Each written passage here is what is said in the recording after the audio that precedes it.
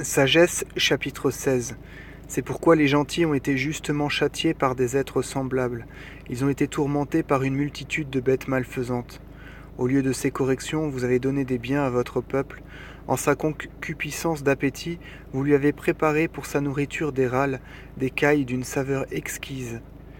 Tandis que les désirs des Égyptiens, quand le besoin d'aliments les sollicitait, étaient détournés par l'horreur des plaies qui leur étaient envoyées, votre peuple, après une courte détresse, se délectait d'une exquise nourriture. Ceux-là, en punition de leur tyrannie, devaient souffrir d'une indigence sans remède. À ceux-ci, vous vous borniez à leur faire voir comment leurs ennemis étaient tourmentés. Sur eux aussi, à la vérité, se tourna la rage furieuse d'animaux terribles. Ils furent mordus par des serpents tortueux, mais votre colère ne persista pas au point de les détruire. Ils furent un moment troublés par cet avertissement, et ils élevèrent un signe de salut, comme mémorial de votre loi, que vous leur aviez intimé. Et celui qui se convertissait n'était point sauvé pour avoir regardé ce signe, mais à cause de vous, Sauveur universel. Et de cette manière, vous avez convaincu nos ennemis que vous étiez celui qui délivre de tout mal, car les morsures des sauterelles et des mouches avaient tué les Égyptiens, et il ne s'était point trouvé de guérison pour leurs âmes, parce qu'ils méritaient d'être punis comme ils l'avaient été. Mais vos enfants ne furent point vaincus par les dents venimeuses des dragons, parce que votre miséricorde survint et les guérit. Pour qu'ils se souvinssent de vos commandements, ils avaient été aiguillonnés, mais ils furent promptement guéris, de peur que, tombant dans un profond oubli, ils ne puissent jouir de vos bienfaits. Or il n'y eut ni herbe ni émollient qui les guérit, mais, ô Seigneur, ce fut votre parole, cette parole qui guérit tout. Car vous aviez pouvoir de vie et de mort, vous conduisiez aux portes de l'enfer, et vous en ramenez.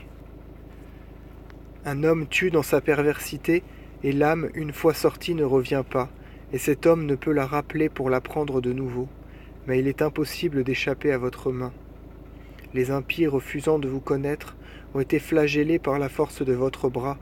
Ils ont été persécutés par des plaies surnaturelles, par de la grêle, par des orages, et ils ont été dévorés par le feu.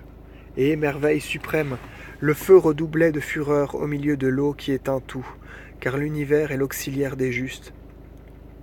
Ainsi, il advint que la flamme s'adoucit pour ne point consumer les bêtes envoyées contre les impies, et pour qu'eux-mêmes, ouvrant les yeux, vissent qu'ils étaient poursuivis par la justice de Dieu.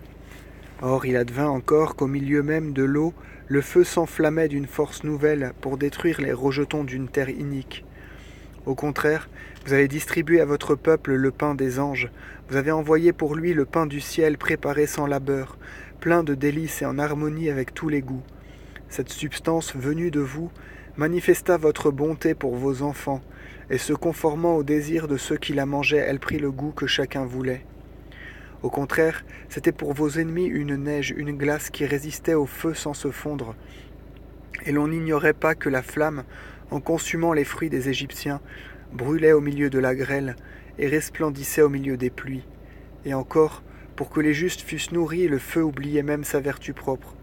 Car la créature soumise à son Créateur trouve des forces nouvelles pour le châtiment des hommes iniques et s'adoucit pour le bien de ceux qui croient en vous.